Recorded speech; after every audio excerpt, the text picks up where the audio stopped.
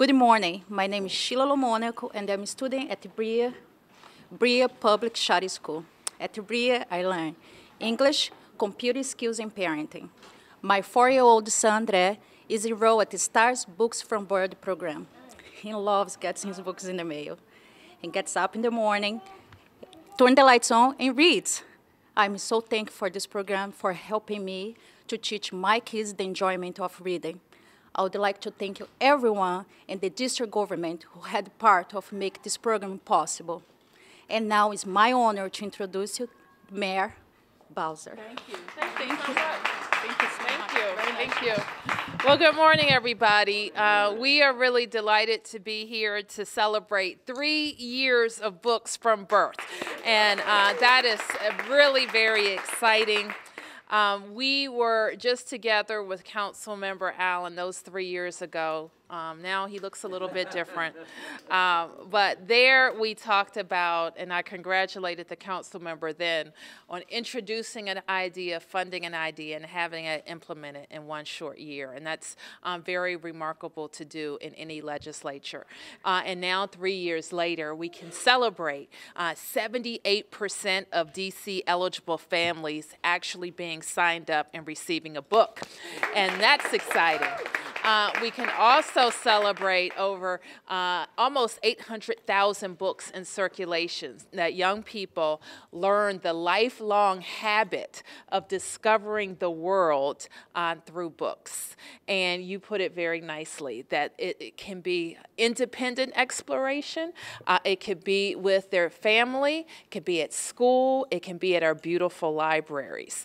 And the other very, very wonderful thing about this program is it is a celebrated partnership with the DC Public Libraries. And I want to thank Executive Director Richard Reyes-Gavilan.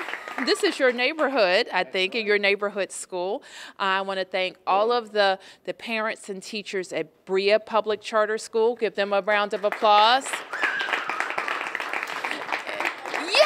And Bancroft Elementary, a wonderful, wonderful example of what DC, our taxpayers, have done for public education, public libraries, and young people from birth to 3 years old. I'm very excited about that.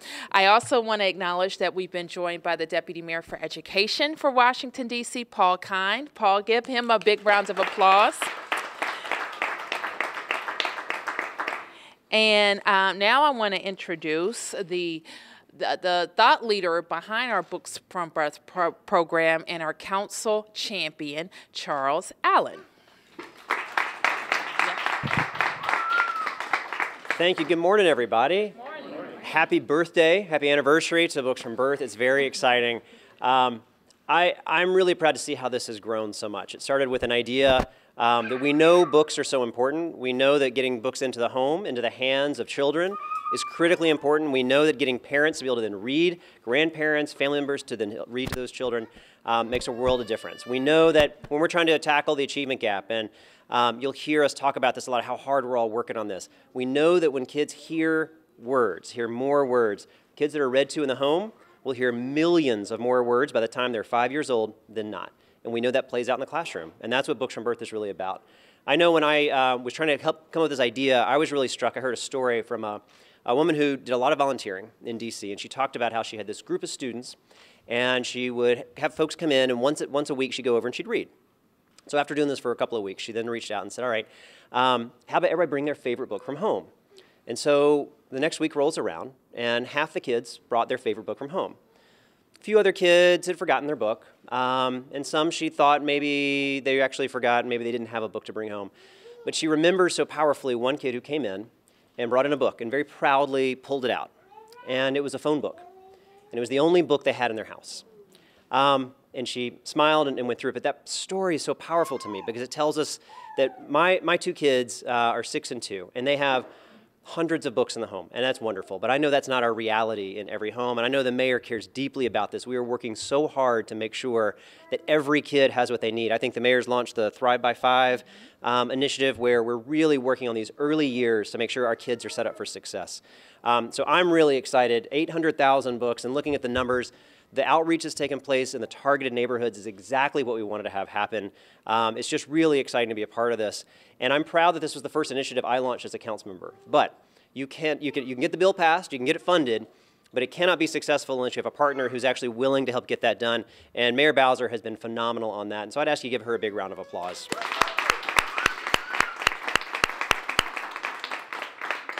And it's making a difference. I think we're going to see, I know my kids love it when they show up in the mailbox. To have their name on the book, it's a sense of pride that they have. It's their book.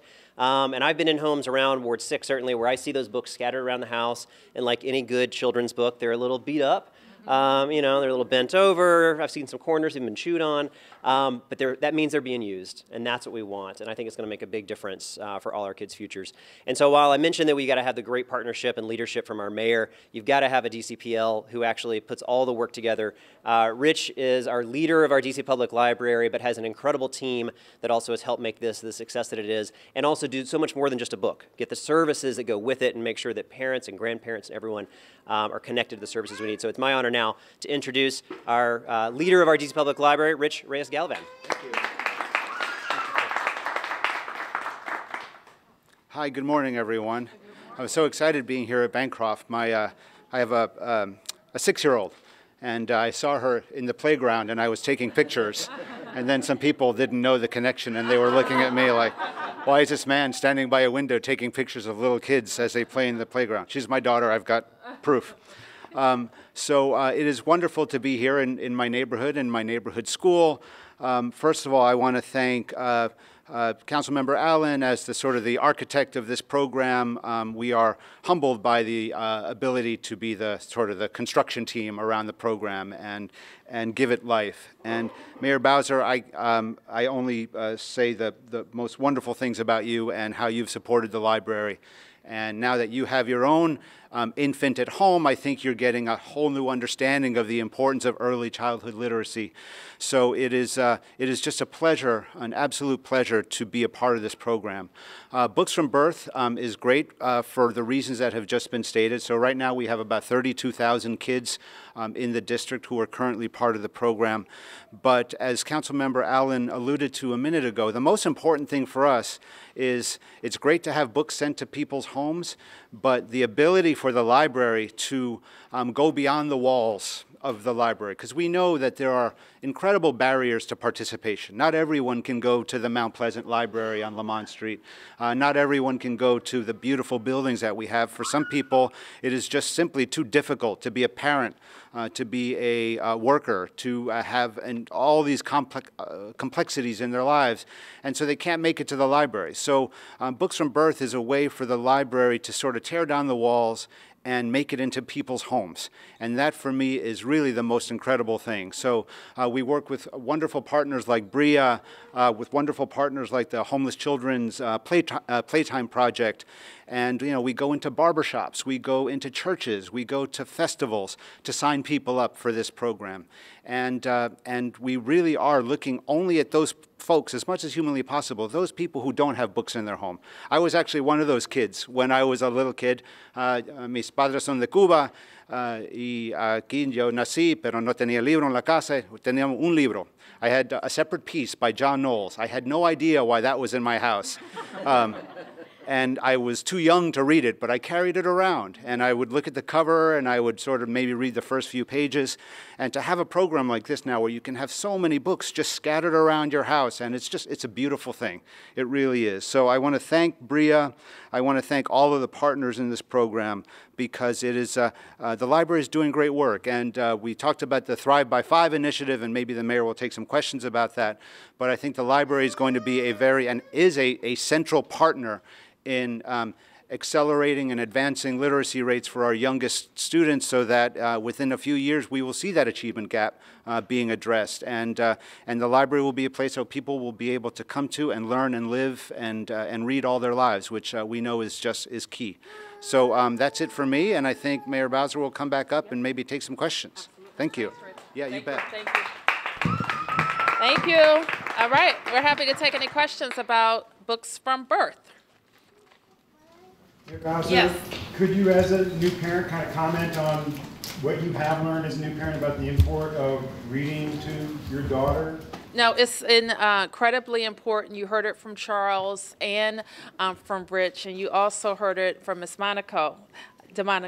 Little Monaco, about how much and how important it is. We know from all of the research that children who are read to, sung to as well at home, have a vocabulary that is vastly larger than children, unfortunately, who come to school without that type of preparation.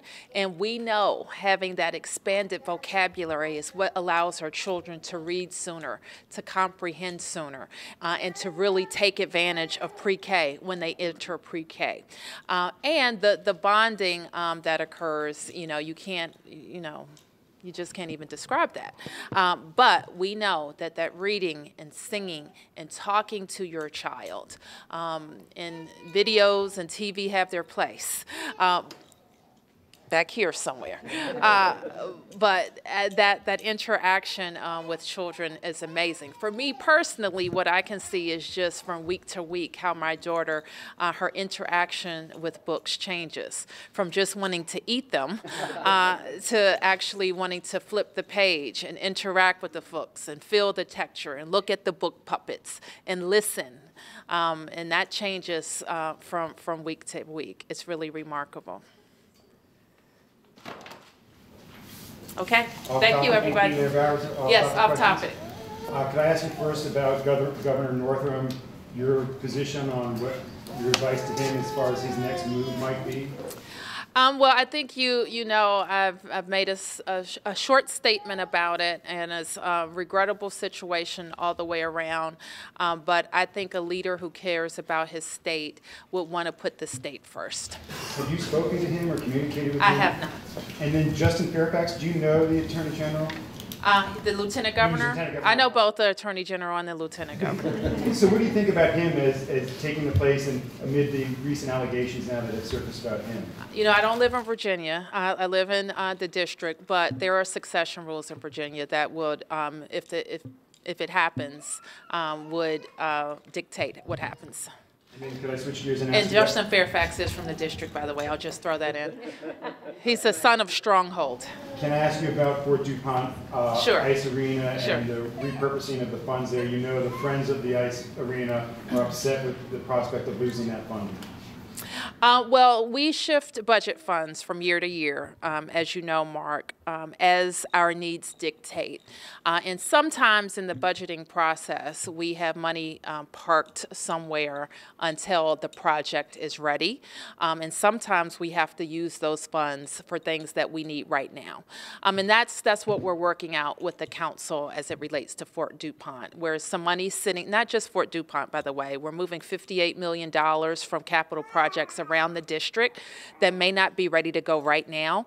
But what is ready and what is needed are some critical repairs to schools. They include HVAC, they include roofs, they include a lot of things that really need to be done. What we have experienced over the last several years is quick fixes to things. And what our folks have come back to tell us is neither fiscally responsible or operationally responsible. To know that you have heaters that are continuing to break, that impact teachers, that impact kids, that impact learning, that are not being fixed. And we have pots of money sitting places doing absolutely nothing. So this is something, it's a budgeting matter, and I think that's how we should all treat it. And we will work with the council on a responsible resolution.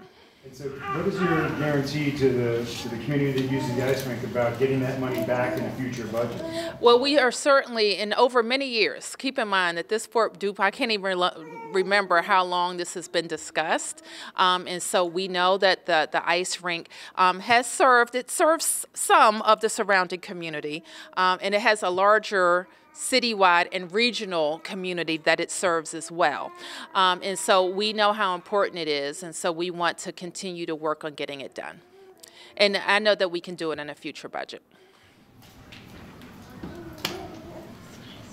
Okay, thank you, everybody. Thanks,